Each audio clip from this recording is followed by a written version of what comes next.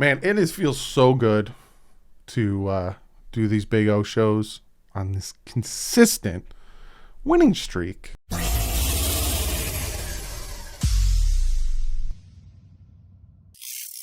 What is up, Finn fans? Got another longer episode of the Big O Show and myself. A lot of you guys were like, last week was kind of shorter. Well, it was the bye. He was busy, I was busy, and it was just, there wasn't much to talk about, but now there's a lot to talk about. The win, the good, the bad in that win.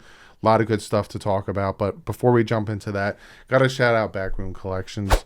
Fantastic artwork, canvas artwork. They do everything from NFL, NBA, NHL, MLB. Go check them out. Use the promo code DouglieDoWrong. You get yourself 10% off. And don't forget about Patch Vibes. PatchVibes.com. Fantastic site. Be sure to check them out. Use the promo code DouglieDoWrong. You get yourself 20% off. Pins, patches, hats, t-shirts. Fantastic stuff. Go check them out. But yeah, I got a surprise for you guys. So I went out and I bought my baby a Christmas gift, and I want to show it to you guys before we jump into me and Big O's great conversation. And it is the cutest little thing. I got her this. It is, I don't know if you can tell, it's stitched. Like, this is a better jersey than I have. I got a Merino jersey. She's not going to notice when I open it, but I got it big enough that she can grow into it. My wife was like, yeah, get her a Merino jersey, but get her one big enough so she can grow into it. So her first Dolphin jersey this Christmas. Just want to show it to you before we jump into the Big O show. There's going to be no outro, so hope you guys enjoy this. Like usual, subscribe, check out Big O. And like usual, stay classy. Fins up. Big O. 6 in a row. Like you told us last week, you got a new stomping ground for your pregame. That seems to be helping us out a little bit. Yeah, man. Since we switched to the Bird Road location, we are 6-0 there at Sports Grill on Bird Road. So some fans are telling me, because we're supposed to go to the Doral location next year. They're like, hey, if we win out, you can't leave. You can't leave. Like, you know what I mean? And the owner is a huge Dolphin fan. So like, I don't know, maybe he'll force me to stay there too. But he's the boss, bro. He's the customer. So he's always right. So if he wants to put me out in the middle of the damn turnpike, I'll do the show in the middle of the turnpike. So it doesn't really matter to me. But yeah, it's been fun. We've been on a roll since we switched over to Bird Road. It's almost like I wish we would have switched earlier. You know? Right. Nice. So yesterday's game was scoring 31 points is nice, but it took a minute. It took it was ugly. It was an ugly 31-24 win, because it kind of reminds me a lot of the season, because we come off 10-6 and we're expecting a good team to take the field, and that did not happen for 1-7. And so it's and this is why yesterday in the pregame show and throughout the week, I had the cocky Dolphin fans saying, oh, we're going to rout them. We're going to kick their ass by 20. I'm like, dude, this is the Jets division. You remember this? Like, it doesn't matter how good you are or how bad they are or how bad we are, how good they are. Something always happens that this becomes a game. And so it's like, I never understood the cocky Dolphin fan that is like going, oh yeah, no, this will be easy. And first of all, don't ever say that ever again with this Dolphins team. Seriously. No game will ever be easy for this team. No. Okay. Can they win the next 3 weeks? Yeah. Like, I had a guy today on the show tell me, oh, we got no problem. The defense will hold any of these 3 teams that we have left, or the next 2 teams, to 14 points. I go, well, wait a minute. The Jets just scored 17 on you. So now you expect the Saints and even with Tannehill, I'm not a Tannehill believer. I've never been a Tannehill believer. And now they're seeing it, that it's all Henry that makes his life easy, like any quarterback would make it easy. Man, let's just slow the roll. Let's enjoy win after win. Yeah. Let's hope this week, because last night, I got to tell you, Doggy, I was watching that game going, wait a minute, they're doing that to Brady again. Yeah. And what are they going to do to our offense? You know what I mean? I'm like, wow. Like, I think our defense will do a good job against the New Orleans Saints offense. Maybe even turn over Taysom Hill. Notice how they didn't really blitz a lot yesterday. That's the respect there for Javon Holland. Yeah. Javon will be back, and they'll be feeling better about blitzing. But still, their defense is a bitch. Yeah. And Davenport and Jordan, to keep those guys in check, that's going to be a challenge for this offensive line. It's a hell of a challenge this week. Yeah, I wouldn't be surprised if next week whoever wins, it's like a 12-9 victory. Like it's just field goal, field goal, field goal. Like it's yeah. But Tua, I was so like for the first 4 series, I was so mad at him. But then he was off. He was off, dude. The second half, he had the pick 6, which again I was very mad at him for. But then this is what drives me nuts about Tua, and it's my biggest gripe with him is his inconsistencies, which we expect from a young quarterback. Right. But the throw to Isaiah Ford and the throw to Devontae Parker, it's just he put him right where it needed to be, but then he makes the dumb throws, and it's like the Albert Wilson one was underthrown, and then obviously over Parker, that was a terrible throw early, and then the pick 6. But these are, remember, he's in the NFL now. Yeah. So he has to understand what his talent is. And look, I had people, you see his arm's too weak, he couldn't get it downfield. And no, dude, he threw a pass that went farther to Jalen Waddle a couple of weeks back. It's just he didn't have a good feel for how far he had to throw it, and he threw it too late. Yeah. If he throws it a half a second earlier, he leads the receiver instead of the receiver waiting for the ball, and then it falls on the ground.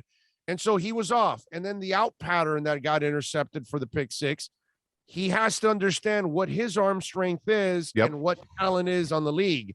And so when and besides that, it really didn't matter almost what quarterback it was. The DB was right there. He had no business throwing that thing.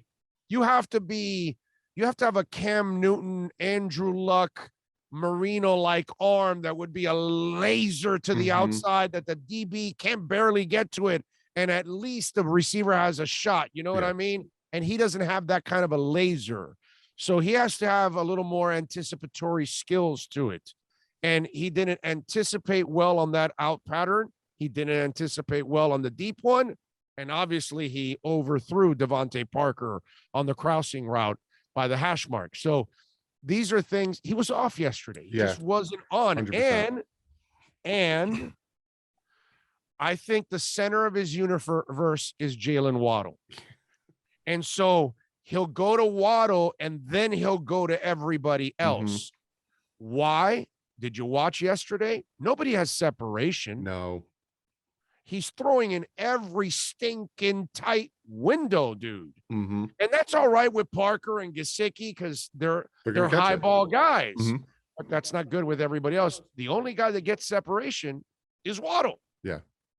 Waddle's a guy that constantly gets separation because he knows how to run the routes. He knows how to set up the DB. He knows how to get the separation, and he's got the speed, the quickness, and the cuts. This is not what these other guys do. No. And so then it becomes, now Albert Wilson had separation on the deep ball. That was the one he did have separation on the deep ball. The out pattern, there was no separation, but the deep ball, he had it. It was just mistimed. He was off yesterday, but I give him credit. He didn't go into a shell after he made mistakes. He went out there and he answered back and drove them down and gave them the lead and all of that. So to me, that's actually a really good sign. That's as bad as it was yesterday. The sign that he came back from the deficit, from the mistakes, those are the things that matter actually in all of this. So I don't really have a problem. It sucked, but he overcame it. And to me, that's really important for a young quarterback. It's funny too, because I honestly think, he says he doesn't listen to it and he blocks out the noise, but I think he listens to it a little bit because for most of the season, he's called small, fragile, weak. And he ran through that cornerback. And then flexed. He apologized for the flex afterwards. Don't apologize for that. Well, he's not that guy, dude. He's just not that guy. He's not going to talk crap. He's not going to disrespect people. Nope. He's not going to treat people unfairly. He's just an incredibly decent human being. You know what I mean?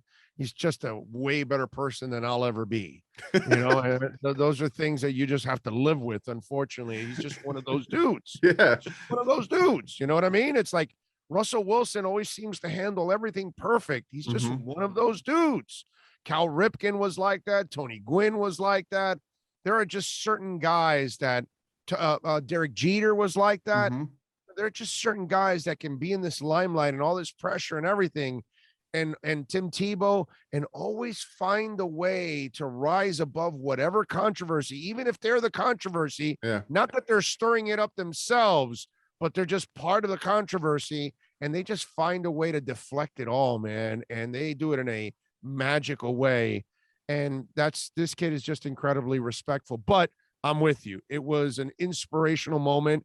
I'm sure the team was inspired. Oh, yeah. None of us expected for him to run somebody over, you know, all of those things. But I love the fight in this kid. He has fought back from every injury.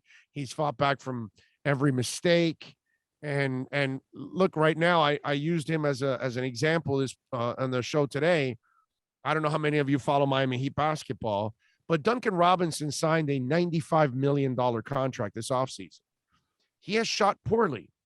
And now that you have Butler and Adebayo and some of these other guys out, well, dude, they're paying you $95 million. You need to step up and show me something.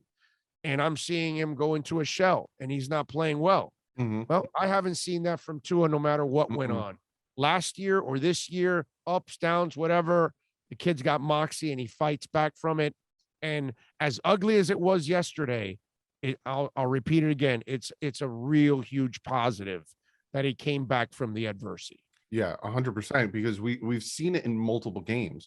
Throws the pick six, and instead of beating himself up and that drives down the field, gets us the lead back. Atlanta Falcons game, he throws 2 stupid interceptions, still gives us the lead towards the end of the game. That's what he does. You know, he learns from his mistakes, and he doesn't let it bog him down. That's what good quarterbacks do. Yes. That's what good quarterbacks do. Yep. Let's talk about another big bright spot of that offense yesterday, and I'm talking about Duke Johnson. Yeah, 100-yard rusher since last year when Ahmed did it against the Patriots. He was just I wish they had a stat for how many times he stiff-armed somebody, because he was just pushing people to the ground and just running over. Is he the new number 1 running back for the Dolphins? Well, look, first of all, I think Gaskin is still a better running back than he is. But right now, you have to make Duke Johnson the number 1 guy, and you have to see if he can do it again. Remember, he's never even done this in his career. But Duke's been dissed. Duke's been cut. Duke's worked out, and they've told him thanks, but no thanks. So he knows his career was pretty close to over. And here he gets a second chance. And look, I'm stuck in the middle of Dolphin and Canes country. Yeah.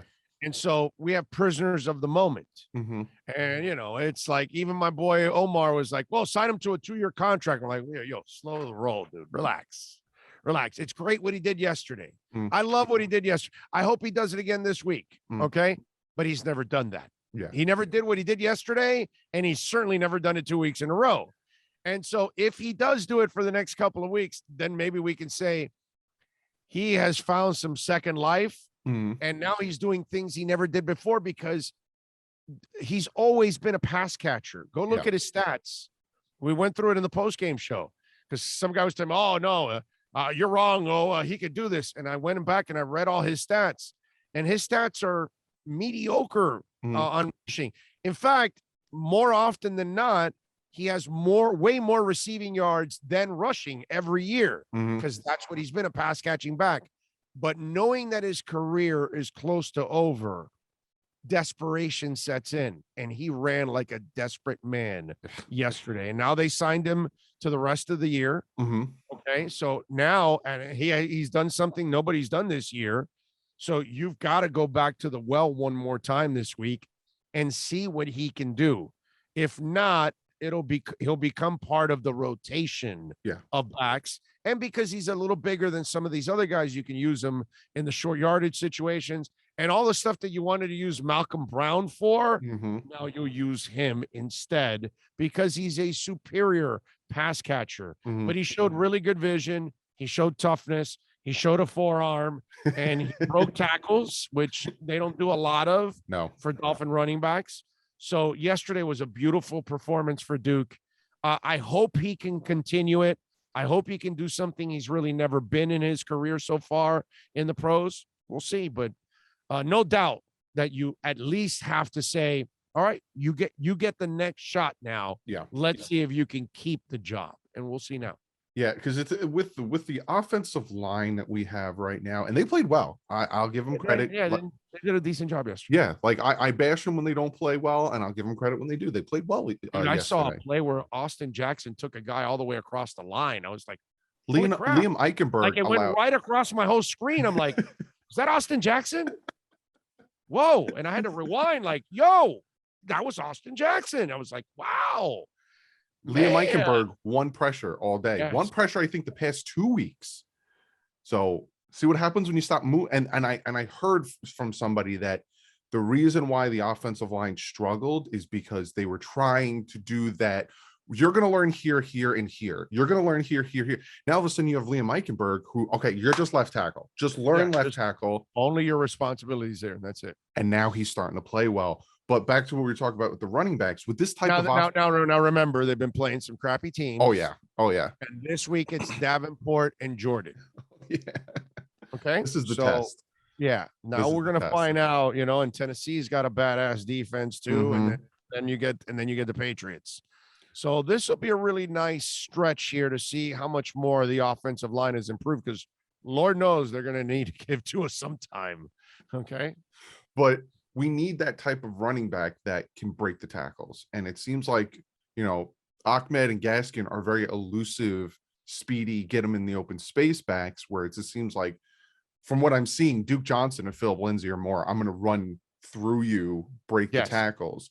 Yes. So with Lindsay hopefully coming back this week, I would like to see that 1-2 punch, and then, still incorporate Gaskin on the first, second downs, even the passing downs. But it's going to be interesting. It's going to be real interesting, this new running back rotation with Duke out there and Phil.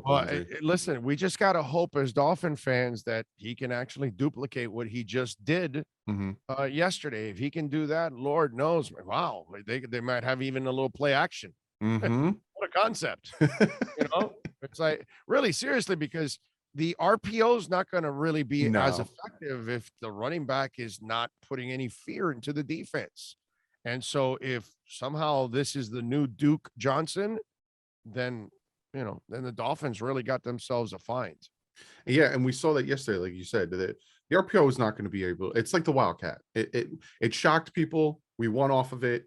You can't stick with it because you saw it yesterday. Although I don't mind when they do it inside the 1 or 2 yard line when they pull it, because it seems to create an advantage for Miles. Miles seems to have the better options because, you got a hat on a hat, as they say. Yeah, on the line. Because we saw a lot yesterday when it wasn't in the red zone.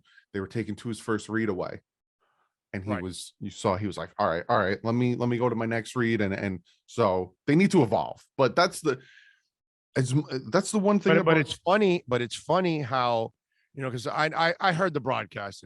Well, they took his first read away and it really hurt them. Well, yeah, because your other reads aren't that good.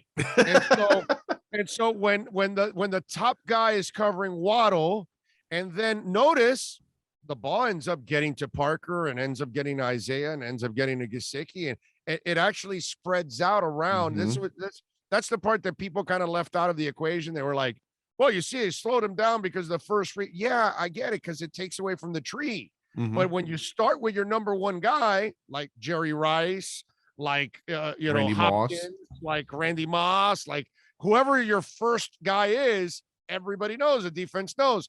So that it kind of brings pressure to the safety. They got to worry about it, and then that opens it up everywhere else. So notice it's not so much that there was no Waddle, it's that the Waddle effect affected everything else. And that's why they need desperately to draft another impactful wide receiver next year at one point in the top 3 rounds. You can't predict it, but I would love to get a receiver and a running back next year. And a lineman is really much what I'd like to get. But again, they need so many different things. Maybe you sign the lineman in free agency instead of a young guy again, and then use that pick for whatever, another defensive end, another corner, another whatever the hell you want to get. I don't care. Yeah, because and that's the one knock that I hear. It just makes me laugh. Oh, he first read and then he throws it. If it's open, wouldn't you throw it? Like, I don't under. Yeah, exactly. Isn't that how it works? The problem is that nobody scares you on the offense right now. Mm-hmm. So when you take Waddle out, it becomes a lot easier to defend. But when you put Waddle in, somebody deserves a double team. And if not a double team, it's the number one corner with the safety with an eye out. Yep. Where's Waddle? Where's Waddle? Always cheating. Right. Nobody's doing that for anybody else right now. And that's the problem. And it's funny because yesterday during the live stream, a bunch of people were asking me, I think it was like first half-ish, where's Gesicki? Why aren't we seeing Gesicki? Where's Gesicki? And Waddle's not there to double team. Then the defense is like, go to their next guy. Gesicki. We're going to double team Gesicki. We're going to take him away because then you got Isaiah. Like, so when they're both on the field, then the defense has to decide who are we going to pick, and that's a hard decision to make because you're not going to drop two safeties and double. So it's a good thing. And if somehow Duke can do what he's never done, and you get Waddle back, and you have Gesicki, and then Parker has stayed healthy now the last couple of weeks. Things will get better offensively too. You know what I'm saying? So let's get Waddle back and bring some balance to the offense. Speaking of bringing a player back, Javon Holland not being there yesterday, you saw it hurt the defense. Like, you saw it because respect, dude. They didn't blitz nearly as much, which you would think a kid like Wilson, you'd blitz the crap out of him and force him a bunch of mistakes. Infuriating me. They forced him they blitzed him a fraction of what they've done the last couple of weeks. And why? Because they didn't trust their center fielder. Nope. And by the way, I love the Needham move because I yes. was, during the week, people were talking about putting what's it called? The Rowe back there. And I was like, no, that guy can't play center field. No. So I like the move with Needham to play center field. I thought it would be Sheldrick Redwine actually, but it was Needham, and that was a good move. But still, you can tell this week they were like, no, we're without our center fielder. He's got the instincts and the range. He can help us when we're blitzing and make up for things. We're not doing that this time. So they went a little more conservative. Yeah. Dude, for a rookie to be missing the game and you change the game plan because of a rookie, that's freaking impressive, dude. Yeah. Yeah. And it just shows how, like you said, impactful. And not only with covering, but tackling. Yeah. Because that Barrios touchdown, I was like, I got so mad. Xavier Howard shoulders him. You saw how X made a business decision on Braxton Berrios, 170-pound corner. Throw your shoulder into that tackle? He didn't even want anything of that. That was so weak on X. And so many people have been fooled with X. Yes, he's made a couple of really big plays, but he's also made a whole bunch of bad plays this year. He's allowed a bunch of touchdowns. He's made business decisions like he did yesterday. He did it with Leonard Fournette in the Bucks game. It was a Bucks game, right? Yeah. The Bucks game right at the line of scrimmage. He went down to the ground. He didn't want anything with Leonard Fournette. And some people, when I picked on him for that, I was like, well, dude, it's Leonard Fournette. Well, yesterday was Braxton Berrios, dude. Braxton, he couldn't wrap up Braxton Berrios, really? And it's funny because he whiffs on him, and then he kind of looks back like, oh, what happened? Like, did I miss that play? And it's like, what's wrong with you, man? You're supposed to knock him into next week. You had the kind of momentum that maybe you can force him to fumble the damn ball if you're not. Like, Javon Holland would have knocked would have knocked his pecker into his sock. Okay? That's what would have happened yesterday. Javon Holland's there. He would have knocked the hell out of him. If Jones was there from back in the day a few years ago, he would have knocked the crap out of Braxton Berrios. That was so weak by X yesterday, man. And when I saw it, and it wasn't even just that play. There was another play where Justin Coleman blitzes Zach Wilson, misses the sack, and then he breaks like another 3, and then gets the first. I was fuming. But at least with Justin Coleman, I can say, well, he's kind of mediocre, so okay, whatever. But come on, man, X. I know you can do it, but you keep making business decisions out there because you keep worrying about your next check. And you can't have players like that on this team. I can't wait for them to trade X. And I know some of the Dolphin fans out there are going to lose their minds, but I'm sorry. You can go ahead and watch this season. You want to overshadow it by a couple of big plays, that's fine. But if you look at it every down in and down out, he's given up a lot of touchdowns and he's made a lot of bad decisions out there that have not helped the team. Bad angles, poor tackling, not wanting contact. He's lost my respect, to be honest with you. Well, he already lose my respect with allegedly hitting a woman. So do you think that's why they brought in the former first rounder from the Raiders? As not as his replacement, but just Arnett? Yeah, to build up some type of replacement. I think that they're going to take a chance on him, and I think look, Arnett was overrated. Arnett is incredibly immature, as we all know. Yep. As we see, so he's a knucklehead, but he does have talent. Yeah. So the question is, can they unearth the talent, or will he end up being like Wilson, the lineman that they signed, who has a lot of talent, but again, he's a freaking knucklehead, and he ends up on that video, and they end up cutting him. And I know he went and got help now, and he says that he is in a better place and all that stuff. And I'm sure somebody's going to give him some time when they open up training camps. Yeah. Somebody will give him, all right, kid, here you go. Here's your non-guaranteed deal. Let's prove it, whatever. And he's going to have to start from the ground up again.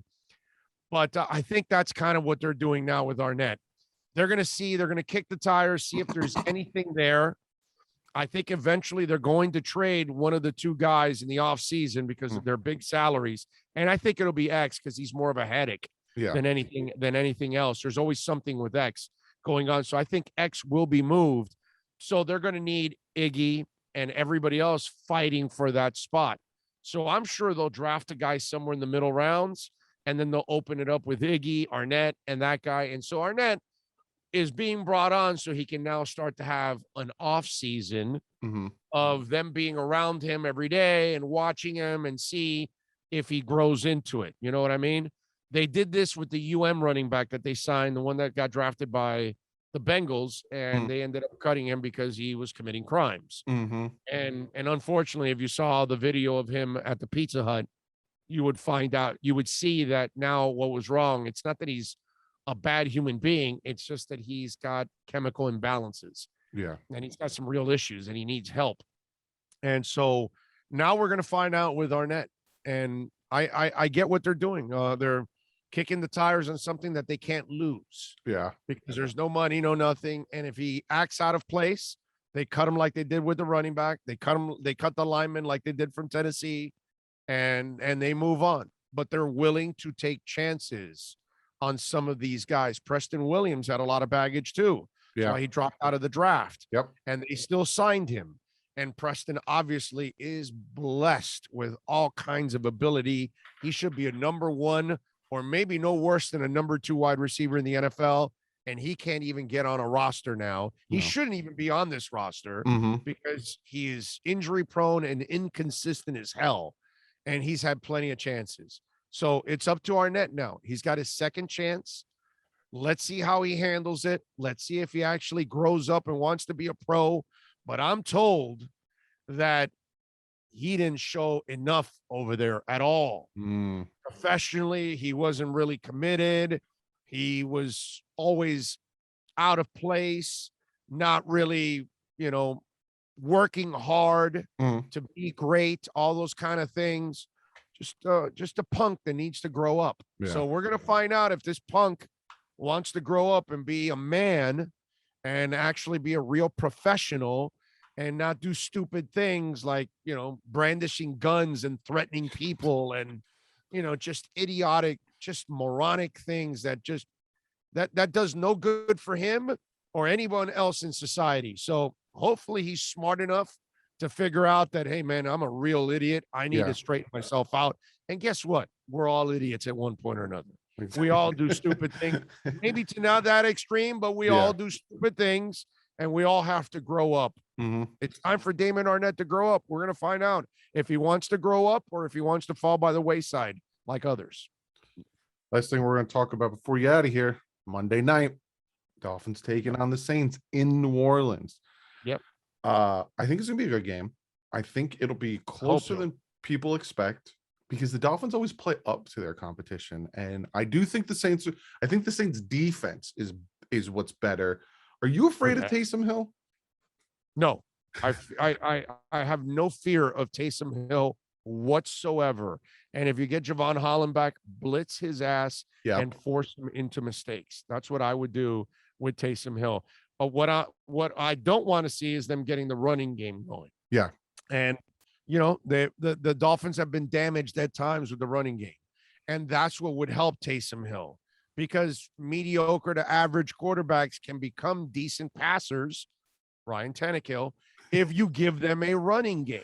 Yeah. You know what I mean? If all of a sudden you can block and give them a running game, if they're half competent, they'll be able to complete some passes for you. They're not going to lead your team and put you over the top, but that's the idea. Yesterday, you gave life to the Jets. Don't screw around and give life to the New Orleans Saints. You will lose the game because their defense can also create havoc for the Miami offense.